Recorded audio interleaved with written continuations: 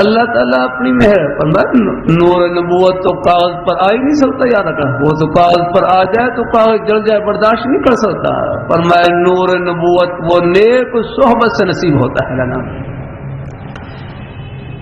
اللہ تعالیٰ آپ زندگی کے کسی شعبے کے اندر ہوں لیکن نیک ماحول میں رہیں، نیک صحبت میں رہیں، مشاہدے میں ہے آگے ہمارے بزرگ بھائی، چاہے یہ ہمارے بچے اسکول کالج میں پڑھنے والے بچے، اگر کسی بھی اللہ والے سے تعلق ہے، کسی بھی اللہ والے کے سائے میں ہے، وہ انشاءاللہ ان کی زندگی ان کے چہرے پر خاص قسم کا نور نظر آئے گا، چاہے وہ دفتر میں کیوں نہ ہو، چاہے دکان میں کیوں نہ ہو۔ یاد رکھا،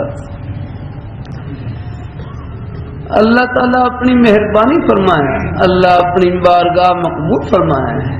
تو فرمانے لگے ہم حضرت مفتی محمد شفیع صاحب رحمۃ اللہ علیہ کی خدمت میں حاضر ہوئے۔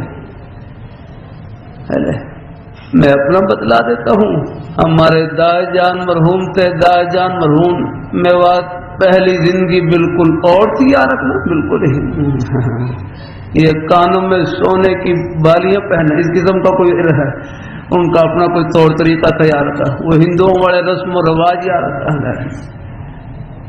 اللہ تعالیٰ اللہ نے مہربانی فرمائی، بڑے حرجی مولانا الیاس رحمۃ اللہ علیہ ایک اللہ والوں کی، ایک اللہ والے کی نیک صحبت نصیب فرما دی۔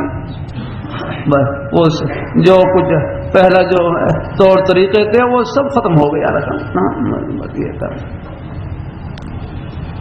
یہ پھر حضرت حاجی عبدالوہاب صاحب دام برکات ملالی حضرت نے خود مجھے بتلایا، فرمانے لگے آپ کے دائے جان ذاکر بہت تھے، اللہ اللہ بہت کرتے تھے، پھر زندگی کا رخ بدل گیا۔